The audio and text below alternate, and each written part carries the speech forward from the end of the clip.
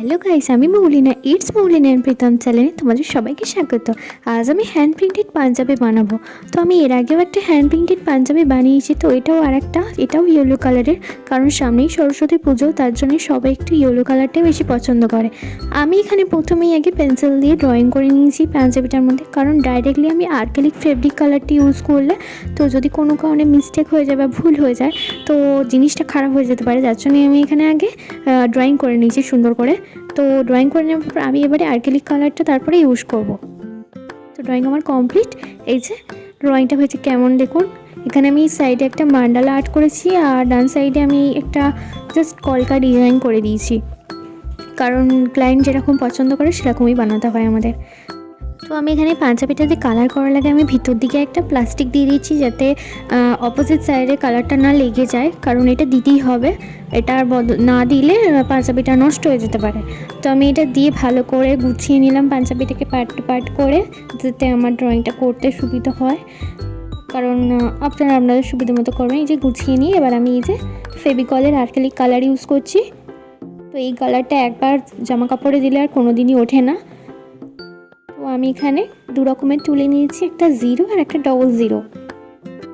তো আমি একটু সরু তুলে দিয়ে কাজটা করতে পছন্দ করি, কারণ মোটা তুলে আমার পছন্দ নয়, কারণ ফুল হয়ে গেলে অসুবিধা হয়ে যাবে।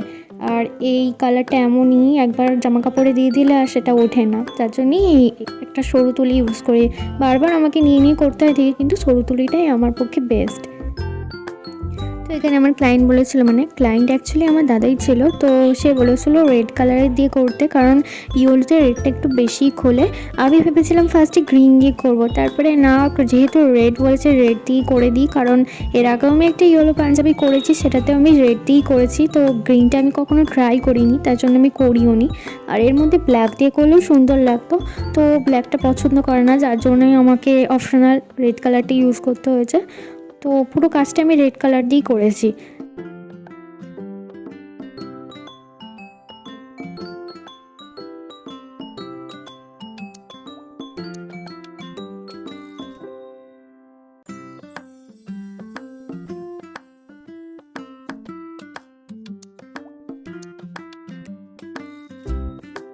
তো সবাই ভাবে এই হ্যান্ড প্রিন্টেড পাঞ্জাবি বানাতে বোধহয় অনেক দিন টাইম লাগে। আমি বলে দিচ্ছি বেশি না, মাত্র 1 থেকে 2 দিনই টাইম লাগে, কারণ এটা শুকাতে বেশিক্ষণ সময় নেয় না। তো এই দেখো আমার পুরো হ্যান্ড প্রিন্টেড পাঞ্জাবি তৈরি। কাল আমি এটাকে একটু শুকনো করতে দিয়ে দেবো, ব্যাস তারপরে রেডি পুরো। তো এটা তারপরে যে কেউ পরতে পারে এমন কাচতেও পারে, কারণ এটার আর কালার উঠবেই না। তো ভিডিওটা কেমন লাগলো অবশ্যই কমেন্ট করে জানিও, আর চ্যানেলটাকে অবশ্যই সাবস্ক্রাইব করে দিও। দেখা হচ্ছে পরবর্তী অন্য কোনো ভিডিও। Tata, bye bye.